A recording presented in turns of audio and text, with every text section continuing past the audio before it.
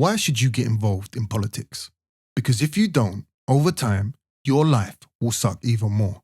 Real talk. Listen, we can't rely on privately educated posh boys to look after our communities. They are so far out of touch that they think that we care about GDP. GDP? What the fuck is GDP? Does GDP bring down the cost of living? I don't think it does. Collectively, we need to come to terms with this. Get it through our heads. The elite have never and will never give a shit about you, your mum, your dad, your son, your daughter, your nan, your gramps, your partner, or your neighbor. You are a worker.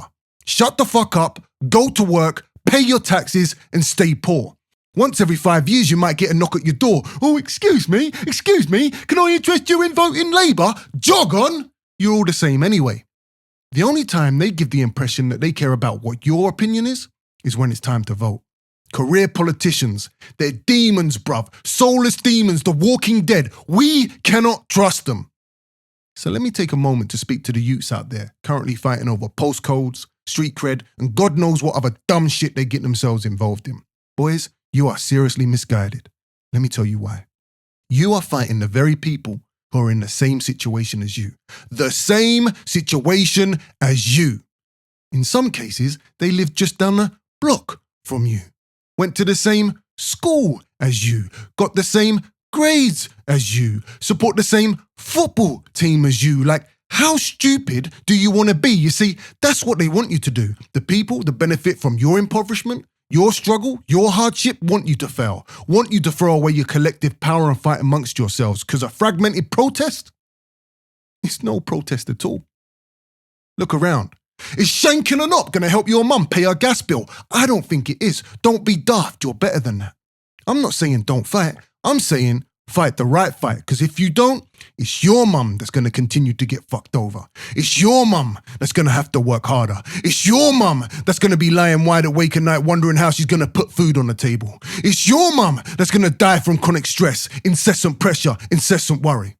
And to the adults who have checked out, thinking that politics is too complicated, too boring, too geeky, or just something they haven't got time to do, it's your children that will grow up lost. Your children that won't be able to get a job, won't be able to afford a mortgage, won't be able to afford rent, afford food, afford a family. And then what? Where will you look? Where will you hide?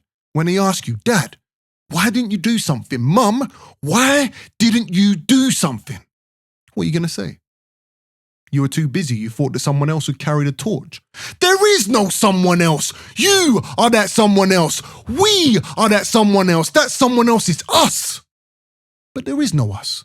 Not a unified working class us. Because culture wars have us pointing fingers everywhere except for where the power resides. Left, right, forwards, backwards, but never up. Never up. Ask yourself how. How do you turn the majority into the minority? I'll tell you how. Break it into pieces. Start with race, get you to hate your neighbor because his skin's a different color to yours, even though you both have bank balances in the red and you're both having to work overtime just to make ends meet. Break it into pieces. Turn to nationalism.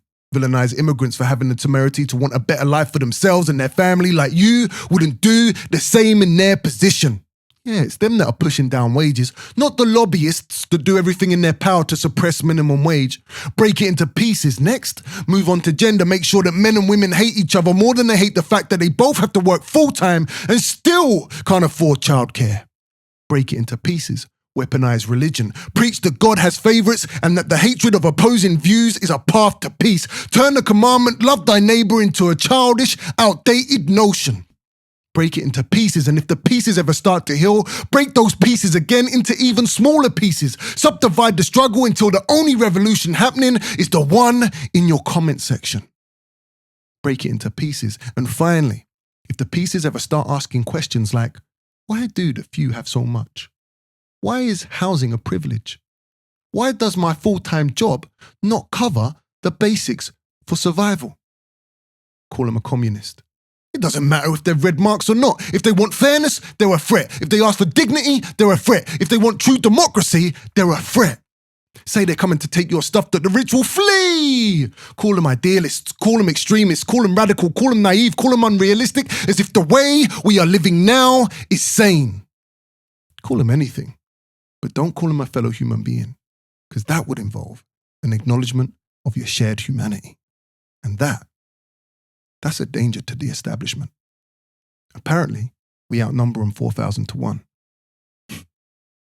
Could have fooled me.